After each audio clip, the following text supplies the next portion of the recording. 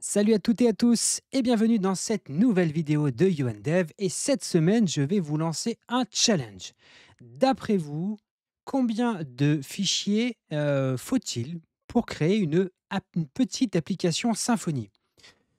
Autrement dit, vous pensez qu'il faut combien de fichiers, vraiment le plus petit nombre de fichiers possible, pour fabriquer une application Symfony? Eh bien, c'est exactement la question à laquelle on va essayer de répondre aujourd'hui. Spoiler, vous allez peut-être être surpris. Pour ça, eh bien écoutez, je vous ai préparé des règles du jeu, je vous en parle dans quelques secondes, mais vous le savez, on est sur YouTube, n'hésitez pas à liker, commenter, partager et à vous abonner à la chaîne si ce n'est pas déjà fait. Je passe en mode tuto tout de suite. Et donc, le but du challenge, une app Symfony la plus minimaliste possible au niveau du nombre de fichiers. Les règles sont simples. Le moins de fichiers possible, évidemment. Tous les fichiers comptent, tous, absolument tous, sauf le fichier vendor. Sauf éventuellement, je ne l'ai pas mis dans la liste, s'il y a un répertoire avec des fichiers temporaires, des choses comme ça. L'application doit afficher une map, une carte, avec des points géographiques d'un département qui proviennent d'une API qui s'appelle Température des cours d'eau. Je vous la présente juste après. Voilà, en gros, qu'est-ce qu'on fait? On fait un call API, on récupère des datas et on veut les afficher dans une carte. D'après vous, avec Symfony, pour faire cette espèce de mini-application, d'après vous, il faut combien de fichiers? On est d'accord que nous allons compter le composer.json, nous allons compter les éventuels fichiers de configuration, nous allons compter tous les fichiers PHP, bref. Et vous allez voir qu'on va essayer toutes les solutions possibles pour voir laquelle est la plus efficace. Mais avant de continuer, j'aimerais bien, prenez une seconde, 2 secondes, 3 secondes, mettez votre pronostic en commentaire. Je pense qu'il faudra 10 fichiers, je pense qu'il faudra 8 fichiers, je pense qu'il faudra 50 fichiers. Laissez le petit commentaire et après, on va voir si vous aviez raison ou pas. Alors, ce que je dois vous présenter, c'est la petite API qu'on va utiliser. La petite API qu'on va utiliser, c'est une API qui provient de hub.ofrance.fr. Je l'ai choisi parce que je farfouillais sur le site api.gouv.fr. Je suis tombé sur celle-ci qui avait l'air intéressante, notamment celle de la température des cours d'eau, qui nous permet d'aller interroger les données de relevé. Alors nous, on ne va pas aller s'occuper des relevés de température, mais il y en avait une qui était intéressante, c'était celle-ci, d'avoir les listes des stations de mesure et on peut filtrer par département. OK? Donc on va se baser sur ça. Et il y avait un champ, alors je ne sais plus lequel c'est, code, si je fais département, voilà, code département. On peut lui passer donc l'option département et on fera l'exemple avec la Drôme puisque c'est le département dans lequel je vis. OK, allez, on va se mettre dans un terminal et puis on va se dire, bon, ben, par défaut, on va faire un Symfony console. OK, non pas un Symfony console, on va faire un Symfony new. On va l'appeler, comment on va l'appeler? SF challenge, OK, on va l'appeler comme ça. J'ai pas mis tiret tiret web app parce que sinon ça va m'installer beaucoup, beaucoup trop de choses, OK? Donc on va aller dans ce répertoire-là, SF challenge, parfait. On va l'ouvrir dans notre fichier, dans notre VS Code, pardon, et on va zoomer un peu. OK. Donc là, vous voyez qu'on a déjà quand même un certain nombre de fichiers. Alors ce qui pourrait être cool, est-ce qu'on va voir tous les fichiers? Bon, déjà, c'est bon, je pense qu'on est pas mal. Déjà, on voit qu'il y a le symfony.loc, composer.loc, composer.json, le gitignore, le .env. Bon, le vendor et le var, on les compte pas. Le SRC avec le kernel, le contrôleur, il y a un gitignore dedans, le public avec le index.php. On a tous les fichiers de config et il y en a vraiment un certain nombre et le bin ici avec les commandes. Donc ça, c'est déjà un Symfony minimal. Maintenant, on veut faire quoi? On veut créer un contrôleur qui nous affiche notre carte. Donc on va faire un Symfony console, hop, make controller et on va l'appeler map controller par exemple. Et il me dit quoi? Eh ben non, tu n'as pas installé le Maker Bundle. Alors je vais dézoomer un peu parce que là, on n'arrive plus à voir. À moins que je puisse faire ça comme ça. Oui, voilà. Donc il me dit: «Mais j'ai pas le Maker Bundle». Donc je vais installer le Maker Bundle, pas de souci. Je copie-colle ça, je l'installe. Attendez, il m'a fait un truc chelou. Maker, hop, Bundle, voilà, comme ça. Donc j'installe le Maker Bundle, parfait. Je vais créer mon contrôleur map, OK. Je vais faire mon Symfony console, OK, serveur, on peut même faire comme ça en fait, je suis bête, serve, on va le faire comme ça. Non, pas comme ça. On va faire un serve-d, ça sera plus pratique. Voilà, je le démarre comme ça. On l'ouvre dans notre navigateur. OK, parfait. On va sur slash map. Même, on va même modifier le contrôleur pour qu'il réponde à l'URL racine. Donc, je vais dans src, dans contrôleur, dans map contrôleur et j'enlève là le slash map. Comme ça, logiquement, si je viens ici et que je rafraîchis, j'ai bien mon contrôleur. OK, parfait. Maintenant, qu'est-ce que je veux faire? Je veux faire une requête HTTP pour aller requêter sur mon API. Donc, il va falloir que j'installe le HTTP client de Symfony. Donc, on va aller regarder la doc. Symfony, Composer Require Symfony HTTP client. Je vais installer mon client. Il est où mon terminal? Il est là. Hop, on installe ça, le HTTP client. Parfait. Donc, on va pouvoir faire notre petite requête. Alors là, on va coder à l'arrache, on va tout mettre directement ici, hein. On ne va pas se prendre la tête, on va faire ça vraiment entre guillemets à l'arrache. Donc le HTTP client interface, OK, je vais l'appeler HTTP client interface.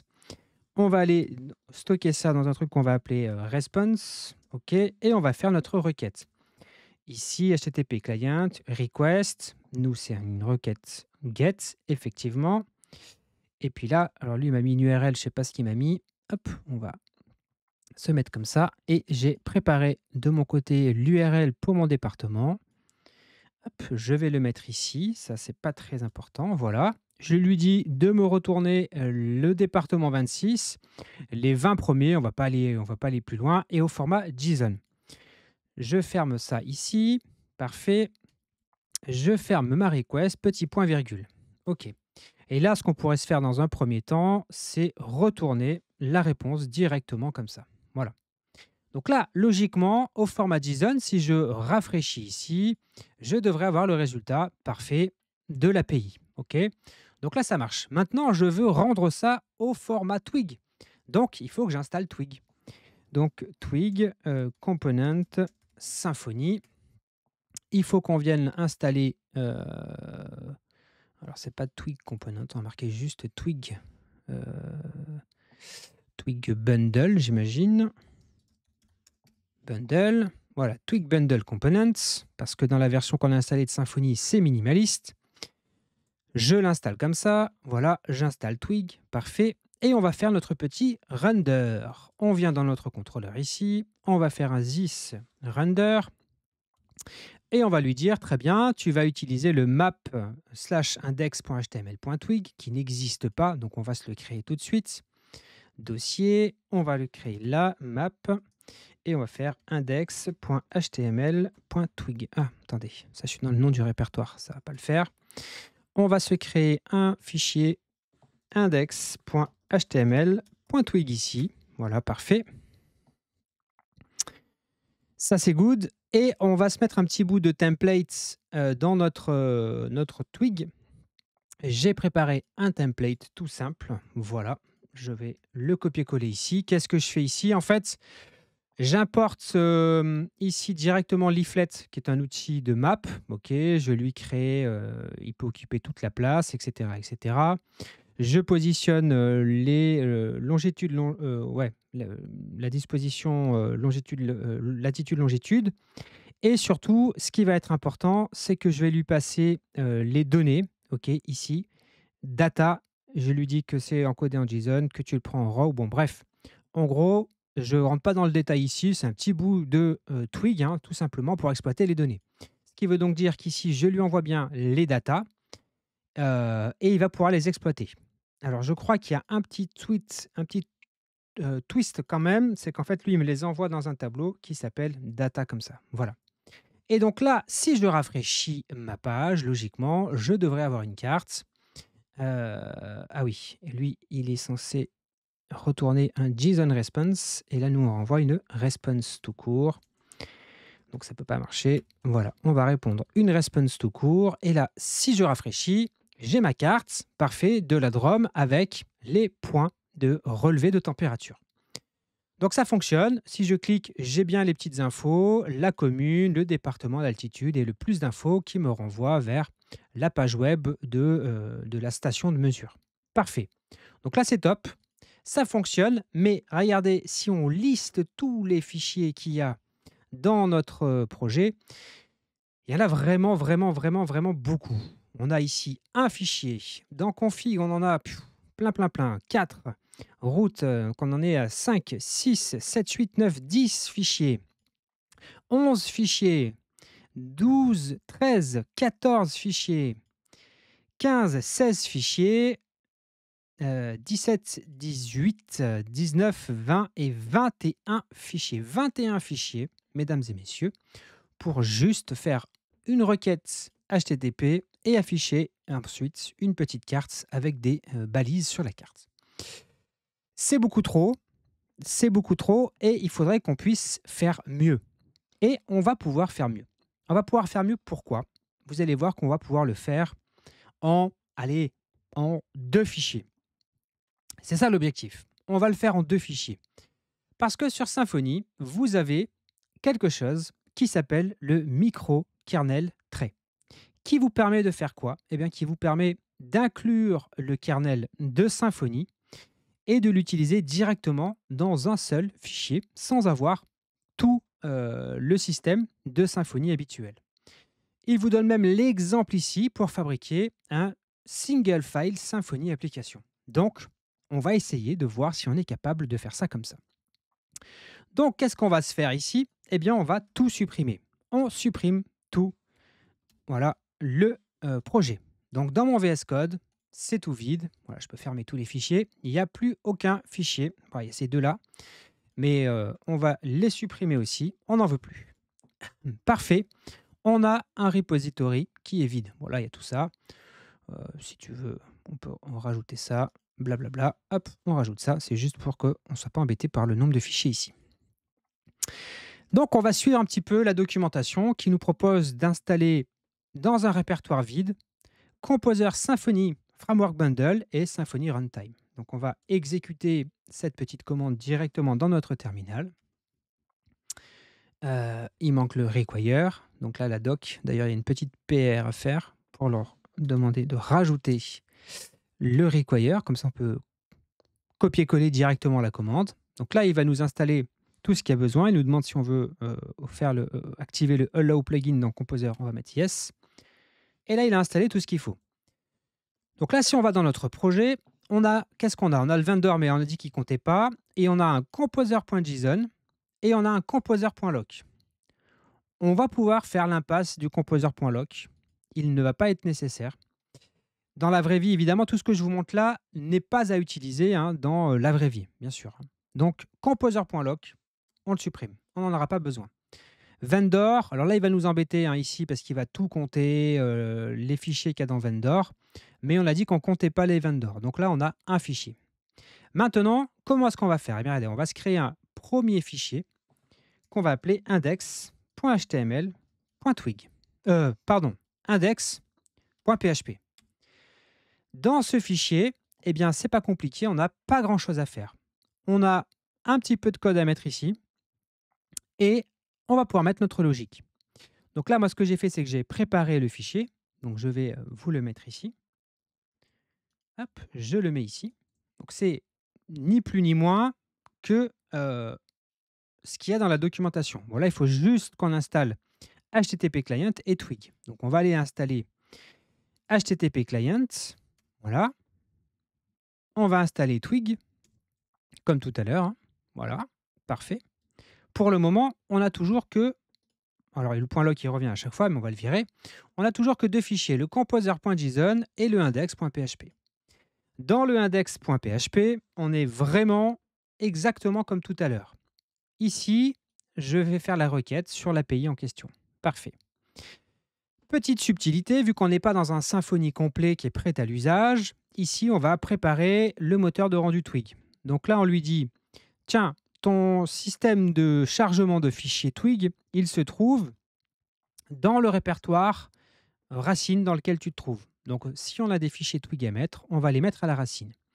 Et ensuite, ici, on démarre Twig avec son environnement et on lui explique où est son loader, ok. Donc, son système de fichiers. Et ensuite, on rend la vue. Mais là, il faut qu'on crée quand même le fichier index.html.twig. Donc, on va créer notre fichier index.html.twig et je vais mettre exactement le contenu de tout à l'heure. Donc là, on est vraiment sur la même configuration que tout à l'heure, c'est le même fichier Twig. Donc là, si je reviens sur mon application et que je recharge, qu'est-ce que j'ai zappé? J'ai dû zapper quelque chose. Index.html.twig. Il faudrait peut-être, je pense, peut-être que je kill le serveur Symfony. À mon avis, il faut le redémarrer.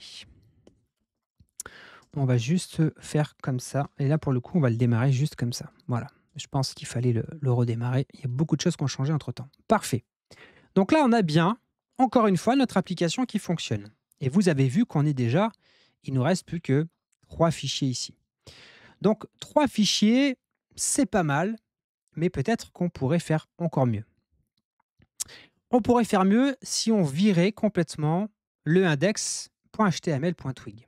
Bah oui, vu que l'objectif, c'est de faire l'application avec le moins de fichiers possible, peut-être que celui-ci nous embête. Donc, on le vire. Et comment est-ce qu'on va faire? Puisque bon, ok, on le vire, c'est sympa, mais on en a quand même besoin dans notre application. Eh bien, vous allez voir, c'est qu'on va ici, hop, on va faire une génération du HTML. Ok, donc on va créer une variable HTML et qui va contenir le code HTML. Donc là, je vais copier le petit code HTML qui est l'équivalent de ce qu'il y avait dans le Twig tout à l'heure. Là, je vais le copier-coller ici.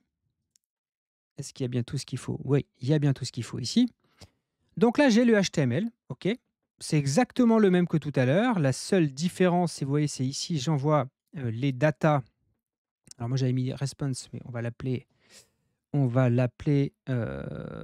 extraire les datas ici. Voilà, comme ça. Donc là, c'est exactement ce qu'il y avait dans le Twig tout à l'heure. Je lui passe en encodé JSON les datas ici. Parfait. Et ici, dans le return, j'ai plus besoin de faire le render Twig. J'ai juste besoin de lui rendre le HTML. D'ailleurs, dans l'absolu, on n'a même plus besoin de Twig ici, puisqu'on ne se sert plus de Twig. Et là, logiquement, si je rafraîchis ma page, ça va continuer de fonctionner. Alors, regardez même ce qu'on peut faire si on veut être propre. On va même supprimer Twig. On n'en a pas besoin. Voilà, on va faire remove. Parfait. On désinstalle Twig. On n'en a plus besoin. Je vais redémarrer le serveur. Voilà, c'est parfait. Et donc là, si je rafraîchis, parfait, ça continue de fonctionner.